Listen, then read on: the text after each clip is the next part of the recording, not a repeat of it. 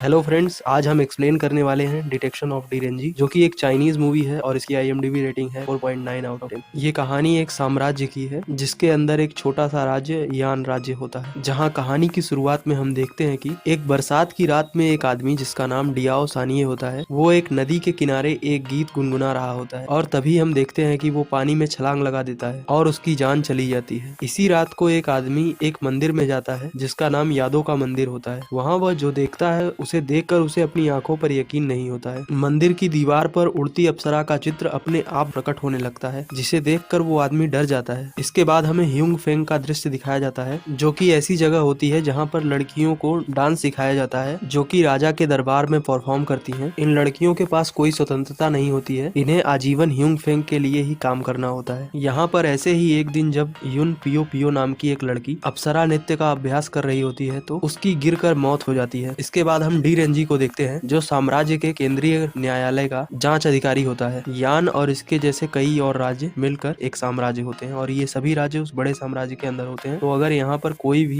ऐसी घटना होती है तो उसकी जांच के लिए केंद्रीय न्यायालय के अधिकारी ही आते हैं और इसे सुलझाने के लिए इस राज्य में डी रेंजी को भेजा जाता है। इन विचित्र मौतों को सुलझाने के लिए डी रेंजी यान राज्य के केंद्रीय न्यायालय के कार्यालय में जाता है। वहाँ पर डियोसानियो और युन पियो पियो दोनों की लाशों का निरीक्षण कोरोनर के द्वारा किया जा रहा होता है। कोरोनर का नाम मैंग सोगोबाई होता है, जो लाशों का निरीक्षण करने के पश्चात बताता है कि मौत का कारण असंदिग्ध है, यानी सारी मौतें नॉर्मल सुसाइड है। इसके बाद हमें यान राज्य के शहर की स्थिति दिखाई जाती है, जहाँ पर लोग आपस में बातें कर रहे होते हैं कि ये सारी मौतें अप्सराओं के श्राप से हुई हैं। यहाँ लोगों की बातों से हमें पता चलता है कि महीनों पहले यान राज्य के महाराज के सपनों में एक उड़ती अप्सरा आई थी, जो कि एक शुभ संकेत था। इसलिए महाराज ने फरमान जारी किया कि यादों का एक मंदिर बनाया जाए और उन्होंने इसके लिए एक बड़े चित्रकार को उड़ती अप्सरा का चित्र मंदिर में बनाने के लिए आमंत्रित किया। पर 3 महीने के बाद भी काम पूरा नहीं हुआ। पर 7 दिन पहले मंदिर की दीवार पर उड़ती अप्सरा का चित्र दिखाई दिया और जैसा कि हमने मूवी की स्टार्टिंग में भी देखा था कि उसी रात को डियाओ सानिए, जो कि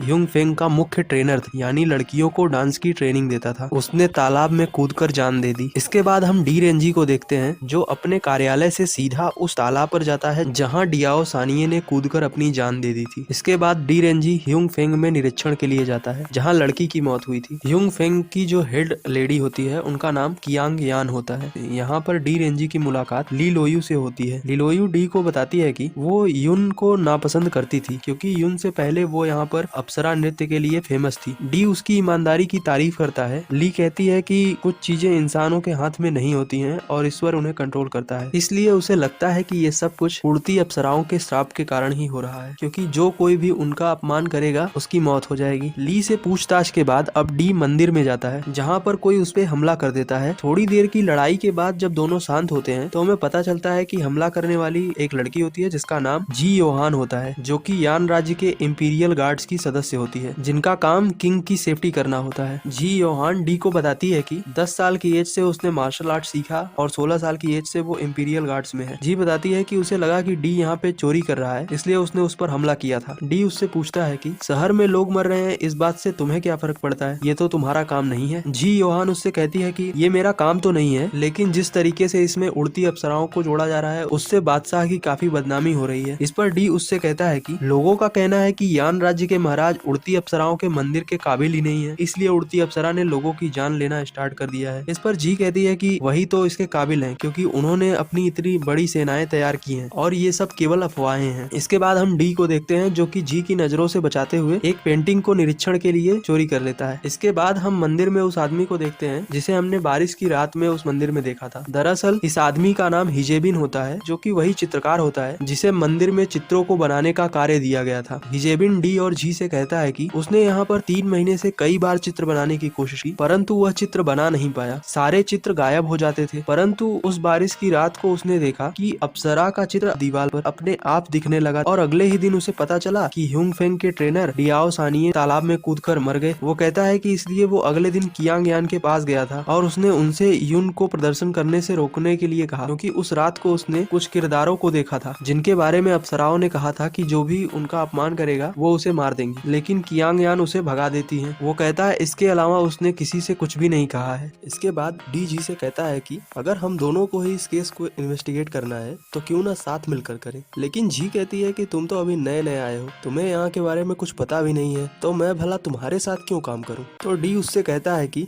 ठीक है, फिर हम शर्त लगाते हैं कि कौन केस को पहले सॉल्व करेगा। अगर मैंने पहले सॉल्व किया तो तुम्हें अपनी तलवार मुझे देनी होगी, और अगर तुमने पहले सॉल्व कर लिया तो मैं जीवन भर तुम्हारी गुलामी करूंगा। इसके बाद डी लिलोयू की जासूसी करने के लिए ह्युंग फेंग में जाता है। तभी वो देखता है कि जी भी वहाँ पर आई होती है। वो कियांग यान से पूछताछ करने के लिए वहाँ पर आई होती है, लेकिन डी उससे कहता है कि कियान यांग को तो अपने बिजनेस से मतलब है, भला वो ये अफवाहें क्यों फैलाएंगी कि उड़ती अप्सराएं ये सब कर रही हैं। इससे तो उल्टा उनके बिजनेस को नुकसान ही होगा। इसलिए तुम चाहे उनसे पूछताछ कर लो, पर तुम्हें उनसे कुछ मिलेगा नहीं। दोनों आपस में बात कर ही रहे होते हैं कि तभी ह्युंग फेंग में से किसी के चीखने की आवाज आती है। जब डी और जी वहाँ जाते हैं तो वे देखते हैं कि कियांग यान ने खुद को फांसी लगा लिया होता है, और वो देखते हैं कि जिस कमरे में कियांग यान ने फांसी लगाया है उस कमरे के सारे खिड़की दरवाजे बंद होते हैं। जिसके बाद डी एक लड़की जो कि लिलोयू के साथ हमेशा रहती है, जिसका नाम जियो कोई होता है, उससे पूछता है कि क्या कियांग यान अपने कमरे की खिड़की दरवाजे हमेशा बंद करके रखती थी। जिस पर वो लड़की कहती है कि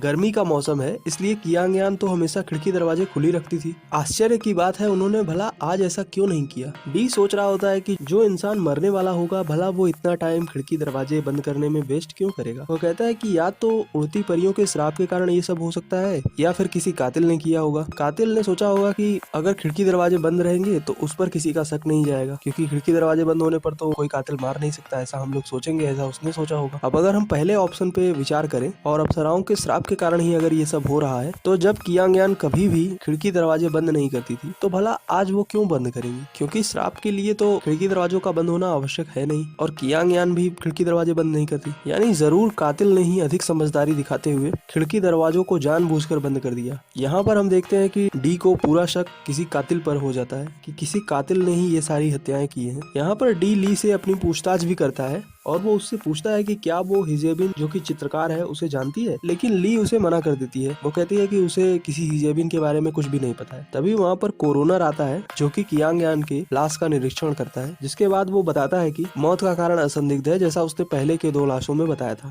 इसके बाद मैंग शाकोबाई वहाँ से जाने लगता है और लिलोयू उसे अलविदा मैंग कहती है। अगले सीन में हम डीरेंजी को उसके ऑफिस में एक चित्र जो कि उसने यादों के मंदिर से लाया था उसका निरीक्षण करता हुआ देखते हैं। तभी वहाँ पर केंद्रीय न्यायालय के अधिकारियों के लिए कई सालों से खाना बनाने वाली मिस हु वहाँ पर डी के लिए खाना लाती है। इसके बाद हम लिलोयू को देखते हैं जो रात में यादों के मंदिर जा रही होती है। तभी हम देखते हैं कि उसके पीछे पीछे डी भी आया होता है, क्योंकि उसे ऐसा लगता है कि ली हिजेबिन को जानती है पर उसने उससे झूठ बोला था। तभी वह वहाँ पे जी को भी देखता है। इसके बाद वो दोनों उसके पीछे पीछे जब यादों के मंदिर पे जाते हैं तो वहाँ पर हिजेबिन के पेट में किसी ने चाकू मार दिया होता है और लिलोयू भी वहाँ सामने गिरी हुई होती है। तभी एक नकाबपोश वहाँ पर डी और जी पर हमला कर देता है, जिससे लड़ते समय जी योहान की तलवार टूट जाती है। इसके बाद हम देखते हैं कि वो नकाबपोश भी वहाँ से भाग जाता है और डी जी से उसकी तलवार मांग लेता है और साथ ही अपनी शर्त भी वहाँ पे तोड़ देता है, और वो कहता है कि वो इसे ठीक करने की पूरी कोशिश करेगा। जी योहान उसे बताती है कि ये तलवार उसके पिता की एकमात्र निशानी है जो कि अभी उसके पास है। इसके बाद हम डी और योहान को देखते हैं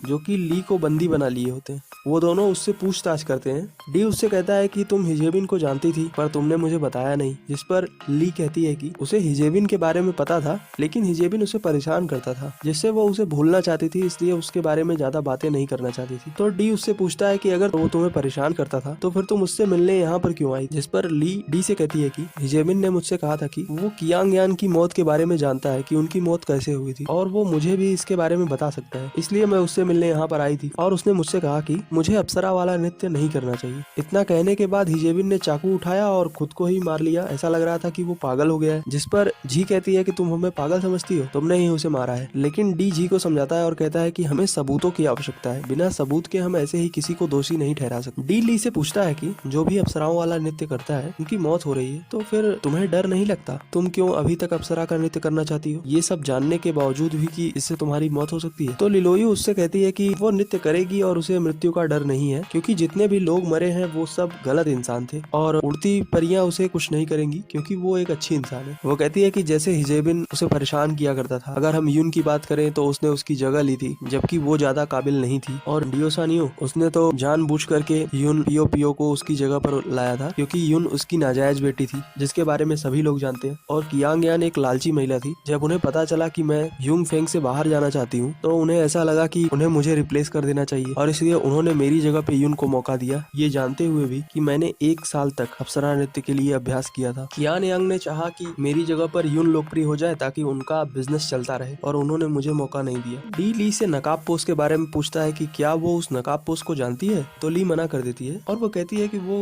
नकाब पोस्ट के बारे में कुछ भी नहीं जानती है। जिसके बाद हम जी को देखते हैं जो गुस्से में वहाँ से चली जाती है और तभी जंगल में उस पर कोई हमला कर देता है, लेकिन तभी डी रेंजी वहाँ पर पहुँच जाता है और जी योहान को बचा लेता है। लेकिन जाते जाते नकाब पोस्ट जी पर एक विशेष हथियार से हमला कर देता है जिसके प्रभाव से वो बेहोश हो जाती है, लेकिन कुछ समय पश्चात उसे होश आ जाता है। इसके बाद हम देखते हैं कि रात में नकाब पोस्ट जहाँ पर ली बंद होती है वहाँ पर आता है और उसे अपने साथ लेकर भागने वाला होता है कि तभी हमें पता चलता है कि डी पहले से ही उसका इंतजार कर रहा होता है। यहाँ डी रेंजी उस नकाब पोस्ट का नाम भी बताता है। वो कहता है कि जब कियान यांग की मौत हुई थी तब लिलोयू ने अलविदा मिस्टर मैंग कहा था, तो अगर मैंग शागोबाई कभी भी ह्युंग फेंग नहीं गया और लिलोयू कभी केंद्रीय न्यायालय कार्यालय में नहीं आई तो फिर लिलोयू को मैंग शागोबाई के बारे में पता कैसे चला, यानी कि लिलोयू उसे पहले से ही जानती थी। साथ ही जब डी उससे पूछताछ कर रहा था तो अपने हाथ की कलाई में एक कंगन को बार बार टच कर रही थी जाने अनजाने में। इससे उसे पता है कि ये नकाब पोस्ट कोई और नहीं बल्कि मैंग शागोबाई है। मैंग अपना नकाब उतारता है और बताता है कि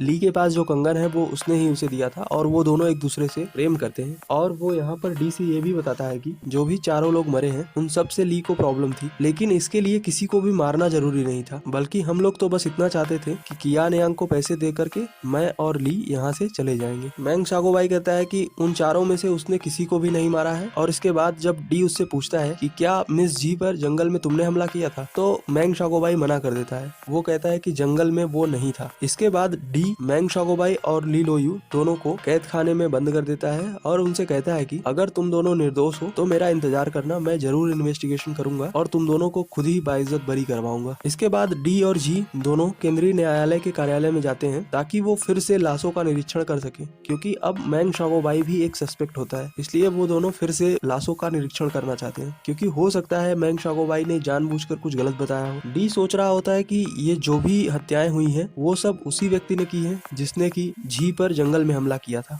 नकाब पोश ने जी पर एक नुकीले हथियार से वार किया था, तो शायद हो सकता है कि उसने उसी हथियार से इन सबको भी मारा होगा या वैसे ही किसी हथियार से। जिसके बाद वो लोग किसी हथियार का निशान उन चारों की बॉडी पर ढूंढने लगते हैं। तभी उन्हें बॉडी पर एक निशान मिलता है जिसे देखकर डी कहता है कि इतने छोटे हथियार से किसी का मरना नामुमकिन है। तब जी उससे कहती है कि जंगल में जिस हथियार से उस पर हमला हुआ था वो खून की तरह लाल दिख रहा था, तो हो सकता है कि इस हथियार में कोई जहर डाला गया हो। डी कहता है कि इतनी पतली सुई में कोई जहर डाल करके ही मारा गया होगा। इसके बाद हम डी को देखते हैं जो डियो सानियो के शरीर को देखता है कि वो 1 महीने से वहीं पर रखा होता है, लेकिन वो अभी अभी आए हिजेबिन के शरीर के जैसा ही होता है, यानी बिल्कुल फ्रेश होता है, उसमें कोई भी सड़न नहीं होती है। इसके बाद डी अपने कार्यालय में वापस जाता है जहाँ पर वो कुछ किताबों को देखता है जिसमें कई जहरों के बारे में लिखा होता है। उसे देखने पर उसे स्माइलिंग विद अ फ्लावर नाम के जहर के बारे में पता चलता है। ये ऐसा जहर होता है जिसका प्रयोग करने पर शरीर कई महीनों तक नहीं सड़ता। तो डी को संदेह होता है कि यही जहर है जो कि इन सभी हत्याओं में इस्तेमाल किया गया है। इस जहर के बारे में और जानकारी के लिए वो पॉइजन वैली जाने वाला होता है, क्योंकि वहाँ पर एक जहर विशेषज्ञ होते हैं जो कि सभी जहरों के बारे में बहुत कुछ जानते हैं। इसके साथ ही हम डी को देखते हैं जिसने की जी की तलवार को ठीक कर लिया होता है और वो जी को उसकी तलवार वापस कर देता है। पॉइजन वैली जाने से पहले डी मैंग शागोबाई से मिलता है। वहाँ पर वो उससे पूछता है कि क्या तुम इस जहर के बारे में जानते हो। मैंग शागोबाई मना कर देता है। डी और जी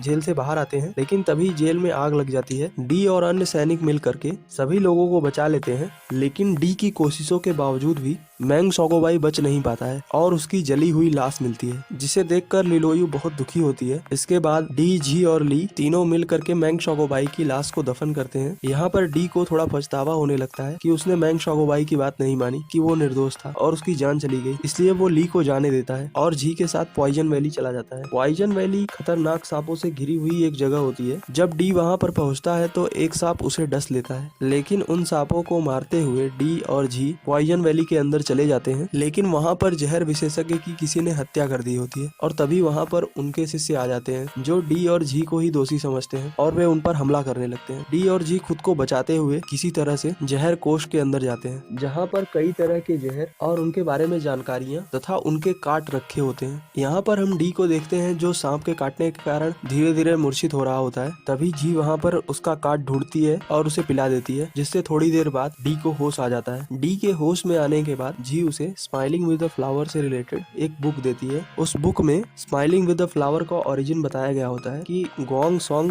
कैंगमैन नाम का एक आदमी होता है जिसने इस जहर को बनाया था और उसके समुदाय के लोगों को कैंगमैन समुदाय माना जाता था। उसका जहर पीढ़ी दर पीढ़ी आगे बढ़ा, लेकिन 20 साल पहले उनके पूरे कुल का विनाश कर दिया गया। उनके पूरे कुल में से कोई भी नहीं बचा और उसके बाद से ही ये जहर भी गायब हो गया है। यहाँ पर भी उन्हें जहर के बारे में कोई खास इन्फॉर्मेशन नहीं मिलती है कि वर्तमान में ये कैसे आया। इसके बाद हम डी और जी को देखते हैं जो वाइजन वैली से लौटकर ली से मिलते हैं। यहाँ हम ली को देखते हैं जो युंगफेंग में अप्सरा नृत्य का अभ्यास कर रही होती है। ली डी और जी से उनकी यात्रा के बारे में पूछती है। डी बताता है कि जहर विशेषज्ञ की मौत हो गई थी और उनके शिष्यों ने उन्हें ही अपराधी मान लिया था, लेकिन केंद्रीय न्याय कार्यालय का चिन्ह देखकर उन्होंने उन्हें जाने दिया। ली डी से बताती है कि वो अप्सरा नृत्य का अभ्यास इसलिए कर रही है क्योंकि अगले महीने उसे किंग ऑफ यान के यहाँ पे परफॉर्म करना है। जिसके बाद डी वहाँ से चला जाता है। रात में हम देखते हैं कि यह रात भी बरसात की रात होती है और यादों के मंदिर में फिर से दीवार पर उड़ती अप्सरा का चित्र आ जाता है। इसके बाद एक नकाबपोश औरत यादों के मंदिर आती है और तभी हम देखते हैं कि डी भी वहाँ पर आ जाता है और डी उस नकाबपोश को पकड़ लेता है जो कि लिलोयू होती है। यहाँ पर डी कहता है कि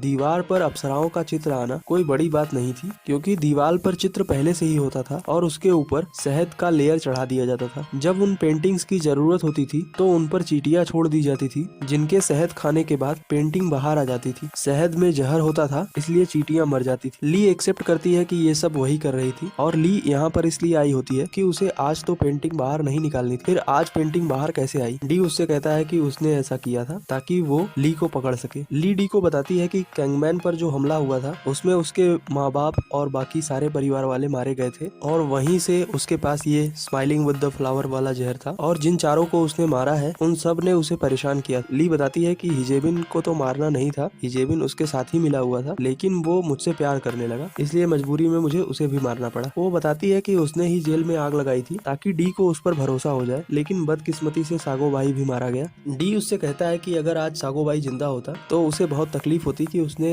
कैसी लड़की से प्रेम किया था। यहाँ पर ली कहती है कि अगले जन्म में वो पूरी ईमानदारी से मैंग सागो भाई से मिलेगी। ये कहकर वो वहीं पर अपनी जान ले लेती है। इसके बाद हम डी को देखते हैं जो अपने कार्यालय में होता है। तभी वहाँ पर किंग ऑफ यान स्टेट जिनका नाम वेन जियांग होता है, उनके कुछ सैनिक आते हैं। वो डी से कहते हैं कि मिस्टर जियांग का आदेश है कि उन्हें ये सारी लाशें वापस चाहिए क्योंकि अब तो केस सॉल्व हो गया होता है, लेकिन डी मना कर देता है। वो कहता है कि केस अभी सॉल्व नहीं हुआ है। तो वे कहते हैं कि एटलीस्ट उन्हें डूब कर मरने वाले की लाश दे दी जाए। तो डी कहता है ठीक है जाओ ले लो, लेकिन जब वो सैनिक कार्यालय में अंदर जाते हैं तो वहाँ पर निशानियों की लाश नहीं होती है। इसके बाद वो सैनिक वापस लौट जाते हैं। डी सोच रहा होता है कि आखिर ये लाश कहाँ गई। इसके बाद वो सागोबाई की कब्र पर जाता है जिसकी बिल्कुल भी देखभाल नहीं हुई होती है। यहाँ पर डी सोचता है कि अगर ली सागोबाई से सचमुच प्यार करती थी तो वो सागोबाई की कब्र की ऐसी हालत कभी नहीं होने देती। यहाँ पर उसे अंदाजा लग जाता है कि सागोबाई जिंदा है और ये लाश जो उसे जली हुई मिली थी वो डी सानियों की होती है। इसके बाद हम जी को देखते हैं जो कि डी से मिलने के लिए उनके कार्यालय पर आई होती है। वहाँ पर मिस हु उन्हें चिकन सूप देती है जिसे पीकर जी वहीं पर बेहोश हो जाती है। उधर डी जी से मिलने के लिए इंपीरियल गार्ड्स और स्टेट की हवेली में जाता है, लेकिन उन दोनों ही जगहों पर जी नहीं होती है। इसके बाद डी अपने ऑफिस जाते हैं कि हो सकता है जी वहाँ पर आई हो। यहाँ पर मिस हु उन्हें चाय देती है। डी मिस हु से जी के बारे में पूछता है, लेकिन मिस हु उन्हें मना कर देती है कि वो पूरे दिन किचन में थी और उन्हें इस बारे में कुछ भी नहीं पता है। इसके बाद हम डी रेंजी को देखते हैं जो बेहोश हो जाता है। अगले सीन में हम देखते हैं कि हु ने डी रेंजी को कैद कर लिया होता है। इसके बाद डी हु से कहता है कि वो जानता है कि सारी हत्याएं उसी ने की थी और ली को स्केप गोट के जैसे यूज किया है। इसके बाद मिस हु डी को मारना चाहती है, लेकिन तभी वहाँ पर मैंग सागोबाई आ जाता है और डी को बचा लेता है। डी रेंजी कहता है कि सागोबाई को जिस दिन आग लगी थी तब ली सच में दुखी थी, लेकिन बाद में जब वो पॉइजन वैली से लौटा तब उसने उसकी आंखों में वो दर्द नहीं देखा था और साथ ही उसकी कब्र की हालत भी खराब थी। इतना प्यार करने पर वह तुम्हारी कब्र को ऐसे नहीं छोड़ सकती थी, इसलिए मुझे पहले से ही पता था कि तुम जिंदा हो। यहाँ पर हमें पता चलता है कि मिस हु सागोबाई की माँ होती है। डी रेंजी ने उस दिन आग में कूदकर सागोबाई की जान बचाना चाहा था, इसलिए सागोबाई भी आज डी रेंजी की जान बचाना चाहता है। मिस हु डी से पूछती है कि मैंने तो तुम्हारी चाय में जहर मिलाया था, फिर तुम जिंदा कैसे हो? डी रेंजी कहता है कि आपने मुझसे कहा कि जी से आप नहीं मिली, लेकिन आपके कपड़ों से उसकी खुशबू आ रही और आपकी उम्र ज्यादा है, इसके बावजूद भी आपकी त्वचा इतनी यंग है, इसलिए मुझे आप पर डाउट हुआ और मैंने चाय नहीं पी, बस मैंने उसे पीने का सिर्फ नाटक किया था। इसके बाद हम मिस हु को देखते हैं जो अपनी बालों से कुछ पिन निकालती हैं, जिसके बाद उनका चेहरा भी काफी यंग लगने लगता है। यहाँ पर हमें पता चलता है कि स्माइलिंग विद अ फ्लावर एक चमत्कारी जहर है, जिसके कारण ही मिस हु अभी तक इतनी यंग है, क्योंकि इस जहर से व्यक्ति हमेशा ही यंग रहता है। यहाँ पर डी सागोबाई और हु में लड़ाई होती है। जब डी भारी पड़ने लगता है तो मिस हु जी को वहाँ पर लाती है और उस पर तलवार तान देती है, जिसके बाद डी और जी को वापस से बांध दिया जाता है। जिसके बाद मिस हु वहाँ से चली जाती है और सागोबाई वहीं पर रुकता है। सागोबाई कहता है कि कैंगमैन के 107 लोग मारे गए थे, तब वहाँ पर उन्हें बचाने के लिए कोई नहीं आया था। मेरी माँ ने उनका पूरा परिवार खो दिया था, आज उनका बदला जरूर पूरा होगा। मेरी माँ बिल्कुल भी गलत नहीं है। डी सागोबाई से कहता है कि लेकिन तुम दोनों की जिद के कारण आखिरकार ली ने अपनी जान गंवा दी। सागोबाई डी से कहता है कि अगर आपने ये केस इन्वेस्टिगेट नहीं किया होता तो उसे ऐसा नहीं करना पड़ता, उसकी जान नहीं जाती। लेकिन डी रेंजी कहता है कि केस का इन्वेस्टिगेशन करना और सही अपराधी तक पहुंचना ये मेरा काम है। डी सागोबाई से पूछता है कि आखिर तुम दोनों करना क्या चाहते हो, तुम्हारी माँ किसे मारना चाहती है, क्या करना चाहती है। तभी जी सागोबाई से कहती है कि तुम लोग किंग ऑफ यान स्टेट को मारना चाहते हो। सागोबाई आश्चर्यचकित हो जाता है और वो जी से पूछता है कि आखिर तुम्हें कैसे पता। जी बताती है कि जब वो लोग पॉइजन वैली गए थे तो वहाँ पर उसे एक अतीत की किताब भी मिली, जहाँ पर उसे पता चला कि 20 साल पहले कैंगमैन के कबीले के प्रमुख थे जी लिंग, जो कि मेरे पिता थे। इस बारे में जी ने डी को कुछ भी नहीं बताया था। इसके आगे जी बताती है कि इस समय के किंग ऑफ यान स्टेट, जो कि वेन जियांग है, उस समय केवल एक सेनापति थे और मेरे पिताजी यानी जी लिंग के एक अच्छे दोस्त थे। उस समय के किंग ऑफ यान स्टेट के आदेश के तहत उन्हें कैंगमैन के पूरे कबीले का सफाया करने का आदेश दिया गया था। इसके बाद हम किंग ऑफ यान स्टेट वेन जियांग को देखते हैं, जो यादों के मंदिर में आता है और अपने सभी सैनिकों को बाहर भेज देता है। और तभी मिस हु वहाँ पर आती है। यहाँ पर हमें पता चलता है कि मिस हु वेन जियांग की वाइफ है और मैंग सागोबाई उन दोनों का बेटा है। यहाँ पर हमें ये भी पता चलता है कि 20 साल पहले राजकुमारी से विवाह करने के लिए तथा राजा बनने के लिए वेन जियांग ने जी लिंग से कैंगमैन के पूरे कबीले और मिस हु तथा अपने बच्चे को मारने के लिए कहा था, लेकिन जी ने मिस हु और उनके बच्चे को वहाँ से जाने दिया था। तभी हम देखते हैं कि वहाँ पर मैंग सागोबाई डी और जी के साथ आ जाता है। मिस हु जी को बताती है कि तुम्हारे असली पिता को भी वेन जियांग ने ही मारा, क्योंकि कैंगमैन के पूरे कबीले को मारने के बाद सबूत मिटाने के लिए वेन जियांग ने अपने दोस्त जी लिंग को भी मार दिया था। इसके बाद हम देखते हैं कि डी, जी, हु और मैंग सागोबाई सब मिलकर किंग ऑफ यान स्टेट वेन जियांग पर हमला करते हैं, लेकिन किंग अकेला ही सब पर भारी पड़ रहा होता है और वो सबको जख्मी कर देता है और हु को भी मार देता है। लेकिन हमले के कारण किंग थोड़ी देर के लिए बेहोश हो जाता है, जिसके बाद डी उसे गिरफ्तार कर लेता है। मिस हु सागोबाई को सही रास्ते पर चलने के लिए कहती है और डी से विनती करती है कि सारी गलती उसी है, उसी ने सभी जान ली थी, इसलिए सागोबाई को कुछ भी ना किया जाए, उसे छोड़ दिया जाए। इसके बाद हमें केंद्रीय न्यायालय का दृश्य दिखाया जाता है, जहाँ पर डी को पदोन्नत कर दिया जाता है और यान राज्य के स्वामी वेन जियांग को खुदकुशी करने की सजा सुनाई जाती है। सागोबाई अपनी माँ की कब्र के आगे एक नया जीवन शुरू करने के लिए प्रण लेता है। इसके बाद हम जी योहान को देखते हैं, जिसने वेन जियांग से लड़ाई के बाद घायल होने पर डी से अपने प्रेम का इजहार किया होता है और उसने उससे कहा था कि वो उसके साथ रहना चाहती है, इसलिए डी योहान की सेवा कर रहा होता है। इसी के साथ ये कहानी यहीं पर खत्म हो जाती है। ऐसी ही और कहानियां सुनने के लिए सब्सक्राइब करें द मूवी लेन को।